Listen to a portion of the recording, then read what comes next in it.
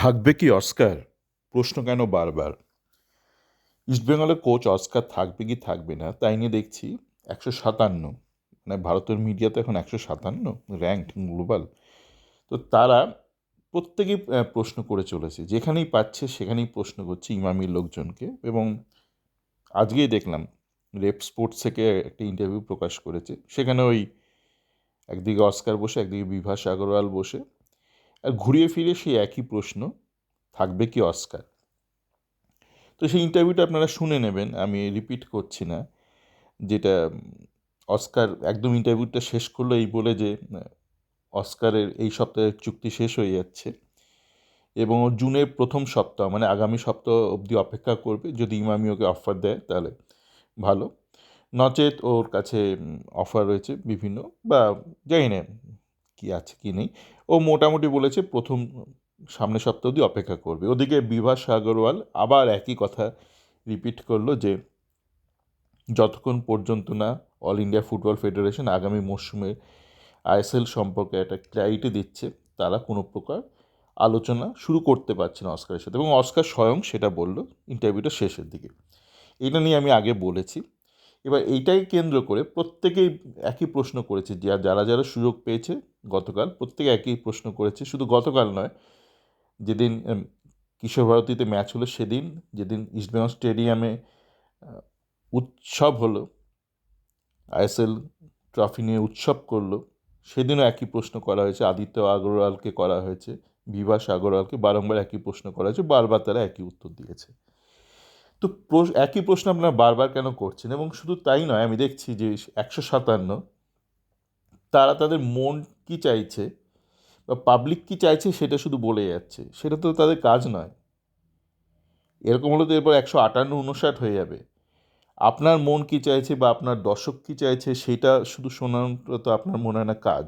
Media তো সেটা কাজ হতে পারে না। বরঞ্চ যেটা হওয়া উচিত সেটা কী কী সম্ভাবনা, তারপর কী ঘটবে মিডিয়াও জানে না, দর্শকরাও জানে না, আমিও জানি না। তো কী কী সম্ভাবনা, এই দুটো সম্ভাবনা তো আপনারা শুনলেন যে এটা এরা মুখে বলেছে। এবার বাকি সম্ভাবনা কী, সেটা হচ্ছে যে আমি আজকেই আলোচনা করছিলাম আমেরিকায় থাকা আমার এক পরিচিত ইসমাইল ফ্যান, তার সাথে আবার অনেককে নিয়েও আলোচনা করছিলাম। যারা দুর্ঘটনা ঘটে গেল সেটা আলাদা বিষয়, সেই বিষয়ে যাচ্ছি না। এখন দেখুন বিভিন্ন সম্ভাবনা, কি ঘটবে আমরা জানি না। এক হচ্ছে যে ইমামি হয়তো অস্কারকে রাখবে, কিন্তু হয়তো সুদীর্ঘ কোনো চুক্তি দিতে চাইছে না, 2-3 বছরের চুক্তি দিতে চাইছে না। তার কারণ ইমামি নিজেই জানে না তারা কতদিন থাকবে, বা ইমামি কতটা ফান্ডিং করবে, মানে মেজরিটি ফান্ডিং করবে নাকি তার সাথে আরও ইস্টবেঙ্গল কোনো ইনভেস্টার নেবে, সেসব সম্পর্কে অতটা শিওর নয় এই মুহূর্তে। তো সেই জন্য তারা হয়তো অস্কারকে লম্বা চুক্তি দিতে চাইছেন। অস্কার চাইছে একটা 2-3 বছরের চুক্তি যদি এই এই মুহূর্তে জোগাড় করা যায়। স্বাভাবিক, সে কোচ হিসেবে চাইতেই পারে, সে পেশাদার কোচ চাইতেই পারে। ইমামি হয়তো চাইছে না, ইমামি ভাবছে যদি 1 বছরে দেওয়া যায়, এটা একটা সম্ভাবনা। আর সম্ভাবনা কি, একটা হচ্ছে যে সুদীর্ঘ চুক্তি, সেইটা তো তার কি মানে অফিসিয়াল কারণ সেটা তো আমরা জেনে গেছি, এআইএফএফকে বলা হচ্ছে। কিন্তু আনঅফিসিয়াল কী কী হতে পারে সেগুলো নিয়ে একটু আলোচনা হচ্ছে এই মুহূর্তে। এক হচ্ছে লম্বা চুক্তি দিতে চাইছেন, 1 বছরের চুক্তি, সেটাতে অস্কারের আপত্তি। অস্কারকে হয়তো অন্য দেশে, সাউথ ইস্ট এশিয়া বা মালদ্বীপ বা বাংলাদেশ থেকে হয়তো, এখন আবার বাংলাদেশের তো আবার একটুখানি ঠিকঠাক হচ্ছে, তারা হয়তো লম্বা চুক্তি দিতে চাইছে। সে প্রফেশনাল, সে লম্বা চুক্তি চাইতেই পারে। আর এক হতে পারে যে ইমামি হয়তো রাখতে চাইছেন অস্কারকে, সেটাও সম্ভব, মানে অসম্ভব কিছুই না। এবং কেন রাখতে চাইছে না সেটার আগে আমাদের বোঝা উচিত যে কেন সেই সম্ভাবনাটা সম্ভব, পসিবিলিটি। তার কারণ দেখুন, এই যে আপনারা দেখবেন যে যখন মানুষের প্রেম কেটে যায়, ম্যাক্সিমাম সময় একটা মেয়ে যখন ধরুন প্রেম কাটিয়ে দিচ্ছে, সে বলবে বা আমার একটা আপত্তি রয়েছে। 2-3 বছর প্রেম করে হঠাৎ করে বা আমার আপত্তি বলে দিল, বা বলবে আমি একটু বাইরে পড়াশোনা করতে যাবো, বা বলবে হয়তো আমার থেকে অনেক বেটার মেয়ে তুমি জীবনে পাবে। এরকম অনেক অজুহাত দেয়। ছেলেও যখন কাটাবে সে বলবে, মানে 2-3 বছর প্রেম করে, যে চাকরি পাচ্ছি না, কী করে এখন বিয়ে করব। এরকম বিভিন্ন লোক বিভিন্ন কারণ দেয়। ভদ্রতার খাতিরেই অনেকে দেয়, অনেকে সত্যি কথাটা বলতে ভয় পায়। সত্যি কথা যে যাই হোক, অনেকে ভয় পায়, অনেকে ভদ্রতার খাতিরে, অন্য একটা কারণ বলে, প্রেম কাটিয়ে দেওয়ার, মাস্টারমশাই ছাড়িয়ে দেওয়ার একই ব্যাপার। তো এখানেও এই সম্ভাবনাটা কিন্তু উড়িয়ে দেওয়া যাচ্ছে না যে অল ইন্ডিয়া ফুটবল ফেডারেশন, দেখুন অল ইন্ডিয়া ফুটবল ফেডারেশনের সাথে আইএসএল ক্ল্যারিটি এটা যে এক সপ্তাহের মধ্যে হবে না সেটা সবাই আমরা জানি। মানে বেস্ট পসিবল সিনারিওতেও মানে 2-3 দিনের মধ্যে সেটা সম্ভব নয়, সেই ক্ল্যারিটিটা পাওয়া, সেটা সবাই জানে। সেটা অস্কারও জানে, সেটা ইমামি লোকরাও জানে, সেটা নিতুও জানে, এরা প্রত্যেকেই জানে। তাই এই যুক্তিটা যে এরা দিচ্ছে এটা মনে হয় না সঠিক যুক্তি।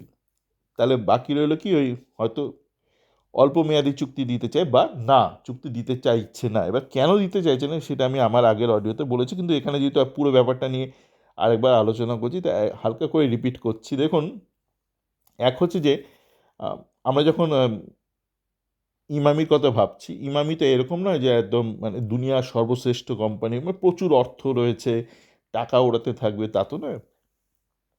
তো সেক্ষেত্রে ইমামি চাইতেই পারে যে এমন একটা কোচ যে কিছু ধরুন স্থানীয় প্লেয়ারকেও তুলবে, যেমন অ্যান্থনি অ্যান্ড্রুস তুলছে না, অ্যান্থনি অ্যান্ড্রুসের এবছরে আইডাব্লিউএল স্কোয়াডে দেখবেন দুটো মেয়েকে খেলিয়েছে, সুলঞ্জনা রাউলকে এবং সাথী দেবনাথকে, যাদেরকে সে লোকাল লিগ থেকে তুলে এনেছে, এবং আগামী বছর আইডাব্লিউএলে আরও মেয়েকে যাতে ঢোকানো যায়, এই বছর আইডাব্লিউএলেও 2-3টে মেয়েকে ওই অল্প টাইম গেম টাইম দিয়ে তৈরি করা শুরু করে দিয়েছে। তো যে কোনো কোম্পানি চাইবে এরকম একটা কোচকে যে কিছু প্লেয়ারকে লোকালি তুলতে পারবে, মানে তাহলে কি তার কস্টটা কম পড়বে, কস্ট টু দ্য কোম্পানি বা কস্ট ফর দ্য প্রজেক্ট কম হবে। তো অস্কারের ক্ষেত্রে কিন্তু সেটা হয়নি। এবং আরও যেটা হয়েছে অস্কারের ক্ষেত্রে ফ্রম ফুটবলিং সেন্স, আপনারা দেখবেন যে ডিয়ামান্টাগাসের সাথে ঝামেলা করলো অস্কার, ঠিক আছে। তারপর হিরোশি বলে একটা প্লেয়ারকে নিয়ে এলো, সে তাকে দেখে মনে হচ্ছে মানে মর্গ থেকে খুলে নিয়ে এসছে একটা, মানে কোনো একটা মর্গে জাস্ট ঢোকানো হয়েছে কাউকে, সেখান থেকে একটা ট্রে থেকে বার করে তাকে নিয়ে চলে, সে নড়তে চড়তে পারে না, বিভিন্ন তার শারীরিক কারণে নড়তে চড়তে পারে না। তো তাকে বিদায় করতে হলো, মানে ওই এই একটা পুরো আসা যাওয়া, এই কত ক্ষয়ক্ষতি দিতে হয়েছে আমরা জানি না, একটা ক্ষতি তো অবশ্যই হয়েছে হিরোশিকে আনার জন্য, তারপর বিদায় করার জন্য। তারপর হামিদকে নিয়ে আসা হলো, সে হামিদও এটা ওটা পার্সোনাল কারণ বাহানা দেখিয়ে চলে গেল, তো সেখানেও কিছু নিশ্চয়ই ক্ষতি হয়েছে, এজেন্টের ফিস টিস এগুলো তো থাকেই। আপনি যতই নেগোশিয়েট করুন, এজেন্টসের কমিশন টমিশন এই ব্যাপারগুলো থাকে। তো সেখানে তাদের মনে হতেই পারে যে এমন একটা কোচকে আমাদের দরকার যার আহ, ক্ষেত্রে এই এই লসগুলো একটু কম হবে। এটা ছাড়াও আর যেই ঘটনাগুলো ঘটেছে আপনারা দেখবেন, মানে অস্কারকে একটু খচিয়ে দিলেই হলো। এই প্রত্যেকটা ইন্টারভিউতে দেখলাম, গতকালে প্রত্যেকটা ইন্টারভিউতে লোকে জিজ্ঞেস করছে ক্লাবে কি পরিস্থিতি, ও বলছে এ ফাঁক করতো, এই করতো, সেই করতো, মানে অশ্রাব্য, মানে কিছু মানে বস্তির ভাষা যেগুলো স্ল্যাং ল্যাঙ্গুয়েজ সেগুলো সে ব্যবহার করছে। পাশে বিভাস বসে আছে, সেখানে বলছে, এই বিভাসের এই রেপ স্পোর্টসের ইন্টারভিউটাতে কেন একটা একটা লুজ কথাবার্তা বললো। আর যেটা হচ্ছে আমরা দেখেছি যে যখনই যখনই টিম খারাপ পারফর্ম করেছে, দেখুন খেলাধুলোয় ওঠানামা, পারফরমেন্স ওঠানামা এগুলো হবে। আমরা আলেহান্দ্রোর ক্ষেত্রে কী দেখেছিলাম, আলেহান্দ্রো দ্বিতীয় মরশুমে মানে যখন সেকেন্ড সিজনে ছিল খুব খারাপ খেলছিল, আলেহান্দ্রো কিছু বাজে বাজে বিদেশিও এনেছিল। প্রথম মরশুমে যতটা ভালো কাজ করেছিল আলেহান্দ্রো, প্রচুর প্লেয়ার তুলেছিল, সেকেন্ড মরশুমে বিদেশি চয়ন করতে গিয়ে উল্টো পাল্টা করে সে বছর বাজেটও কমিয়ে দিয়েছিল কোয়েস অনেকটা। তার মধ্যেও যতটা সম্ভব খারাপ কাজ করেছিল বিদেশি চয়নের ব্যাপারে আলেহান্দ্রো।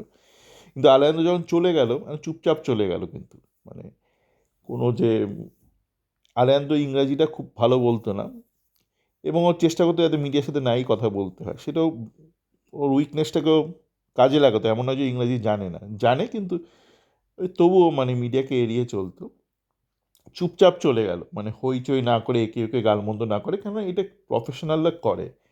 কিন্তু আমরা এখানে কি দেখলাম অস্কারের ক্ষেত্রে, যখনই যখনই টিম খারাপ পারফর্ম করেছে, সিজনে আপ ডাউন তো থাকবেই, ও কখনো প্রথমে দিয়ামন্টাকাসের সাথে ঝামেলা করলো, তারপর সন্দীপ নন্দীকে ঝামেলা করলো, সন্দীপ নন্দীকে বললো যে যাচ্ছে তাই বাজে ব্যবহার করলো, আহ, মাঠেই একটা সিন ক্রিয়েট করলো। তারপর সন্দীপ নন্দী আবার বললো মিডিয়াকে যে ওকে বলা হয়েছে যে নিতু কি তোমাকে দিয়ে টিমের ক্ষতি করাচ্ছে, মানে টিমের সাবোতাজ করাচ্ছে। তো নিতু হয়ে গেল, সন্দীপ নন্দী হয়ে গেল।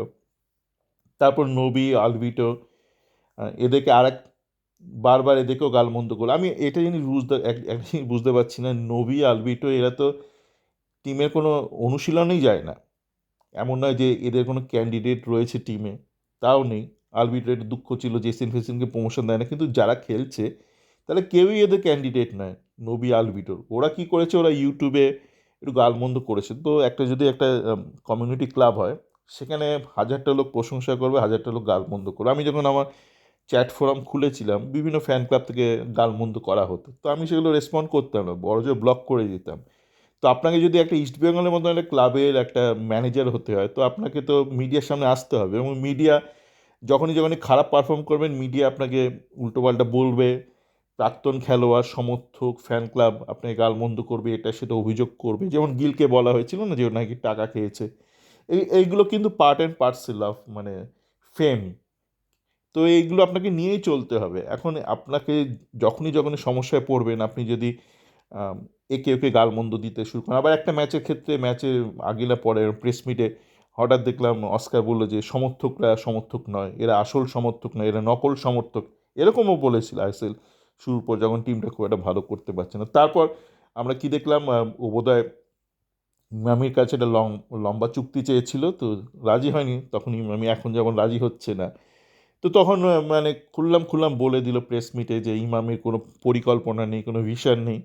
গতকালও কিন্তু মানে পাশে বসে আছে, আপনার বিভাস বসে আছে, ও বলে চলেছে যে আগের মরশুমে আমি এত মাস আগে থেকে পরিকল্পনা শুরু করেছিলাম, এই বছর এখনো পর্যন্ত কিছু হলো না। এটা এক প্রকার বলে দেওয়া যে ইমামি কোনো পরিকল্পনা করতে পারছে না। তো আমি জানি না, মানে এইটাও একটা কারণ হতে পারে যার জন্য হয়তো ইমামির মনে হতে পারে যে এমন একটা ব্যক্তিকে নিয়ে আমরা চলতে চাই না, যাকে নিয়ে মানে সমাজ মাধ্যমে পাশে বসিয়ে কোনো ইন্টারভিউ এটা করাটাই একটা মানে অস্বস্তিকর। মানে সে কখন কাকে কি গালমন্দ করে দেবে জানি না। তো তাদের মনে হতেই পারে। আর আগের কি কারণটা বললাম, যে সে প্লেয়ার তুলে আনতে পারে না, সে অপচয় করে। বিদেশি ওই যে হিরোশি আনা হয়েছিল, হামিদ আনা হয়েছিল, এতটা বিলাসিতা সম্ভব নয় ইমামির পক্ষে। তো এই কারণগুলো হতে পারে। আর যেটা বললাম যে হয়তো রাখতে চায়, হয়তো শর্ট টার্ম চুক্তি দিতে চায় 1 বছরে, ও চাইছে 2 থেকে 3 বছর। তো এই সম্ভাবনাগুলোও রয়েছে। এখন মিডিয়া যেটা আমাদের 157, তারা কি করছে, তারা দেখছে পাবলিক কি খাবে, পাবলিক যেটা খাবে তাকে সেটা শোনাতে চাইছে। অনেকে বলছে বেশ মানে পজিটিভ দিকে চলেছে, এরকম কিছু নয়। এই সম্ভাবনা আপনারা তো নিজের মুখেই শুনতে পাচ্ছেন ইন্টারভিউগুলো। আপনার যদি মাথায় ন্যূনতম বুদ্ধি থাকে, একটু যদি লজিক্যাল মাইন্ড থাকে, আপনি বুঝতে পারবেন যে প্রত্যেকটাই সম্ভাবনা, মানে যেগুলো বললাম প্রত্যেকটাই হতে পারে। যদি আরও নতুন কিছু সম্ভাবনা মাথায় আসে, তো আমি সেটা নিয়েও আলোচনা করব। কিন্তু এই মুহূর্তে প্রত্যেকটাই পসিবিলিটি, মানে এমন নয় যে এইটা এগিয়ে ওইটা পিছিয়ে, এরকম কিচ্ছু নয়। বরঞ্চ যেটা যেটা হচ্ছে যে এই যে সবাই জানি, আপনি জানেন, আমি জানি, বা যে কোনো বিচক্ষণ ব্যক্তি জানে যে 1 সপ্তাহের মধ্যে এআইএফএ কোনো রকম সিদ্ধান্তে আসতে পারবে না আইএসএল নিয়ে। সম্ভব নয়। বেস্ট অফ সিনিয়র হয়তো সম্ভব নয়। তাহলে এইটাকে যখন মানে একটা যুক্তি দেখানো হচ্ছে, তার মানে কিন্তু মানে খুব একটা আমার মনে হয় না মানে অস্কারের পক্ষে রয়েছে। অন্তত দীর্ঘমেয়াদী চুক্তি তো সম্ভবই নয়। মানে তাহলে এআইএফএফ যুক্তিটা দেওয়া হতো না, তাহলে পড়ে রইলো বাকি জিনিসগুলো, ওই যে শর্ট টার্ম চুক্তি বা নো চুক্তি। সকলে ভালো থাকবেন।